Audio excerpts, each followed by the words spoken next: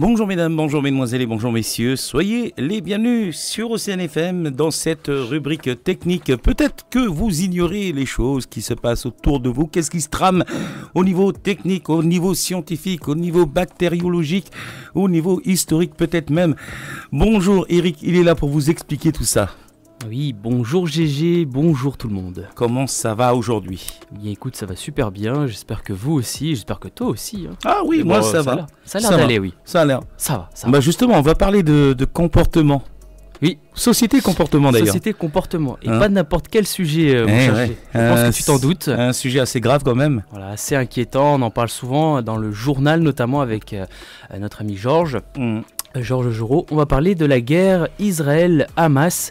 Et vous allez comprendre pourquoi je vais parler de ce sujet aujourd'hui dans la chronique technique, car il y a beaucoup de désinformation au sujet de cette guerre et notamment les fausses images générées par intelligence artificielle qui sont monnaie courante. Aujourd'hui, 2023, c'est l'ère des deepfakes en temps de guerre numérique. Depuis le début du conflit entre Israël et le Hamas, les réseaux sociaux sont envahis par des images poignantes de bébés dans des décombres notamment. Et cependant, une réalité plus sombre se dessine. De nombreuses images sont des deepfakes générées par l'intelligence artificielle dans le but de manipuler l'opinion publique. Ces faux contenus ne sont pas simplement le fruit de la technologie avancée, mais des armes stratégiques. Leur objectif est clair, influencer les émotions du public, gagner du soutien ou susciter l'indignation contre l'adversaire. De fausses déclarations attribuant à tort des actes de violence sont également répandues, soulevant des questions cruciales sur l'impact de l'IA sur la vérité en temps de conflit. La majorité de ces deepfakes semblent conçus pour provoquer des réactions émotionnelles immédiates. Des experts confirment que ces images sont créées pour choquer et susciter la peur.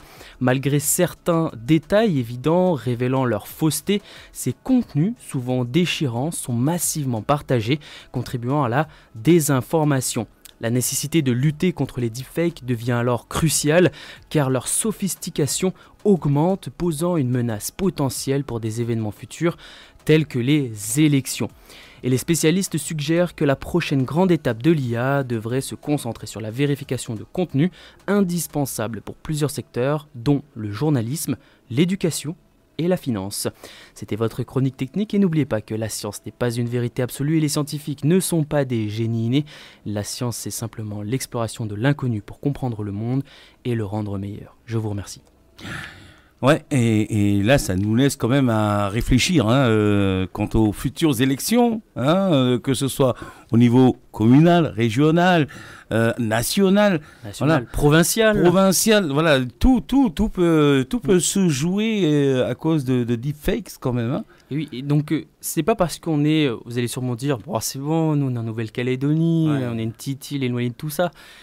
Je sais pas. Il y a quand même une forte influence de la France, faut pas l'oublier, de la France métropolitaine, mais aussi du monde, et que les technologies arrivent, et notamment les innovations technologiques arrivent en masse sur le territoire, et donc on n'est pas à l'abri de cette influence, et parfois même de certains candidats qui pourraient, je dis pas qu'ils le font, mais qui pourraient tenter d'utiliser cet outil. Mais comment prouver que oui ou non ils l'ont utilisé? C'est ça qui est compliqué à savoir.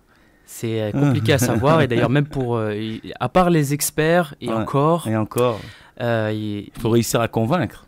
Voilà, donc ça c'est les experts qui vont justement mettre un outil de vérification pour déterminer si cette image que l'on voit ou cette photo, cette illustration a été générée par intelligence artificielle ou si elle est véridique. Ouais, bah c'est là où c'est fort justement, c'est quand le mensonge prend le pas sur la réalité, la vérité. Et là, va prouver que c'est faux.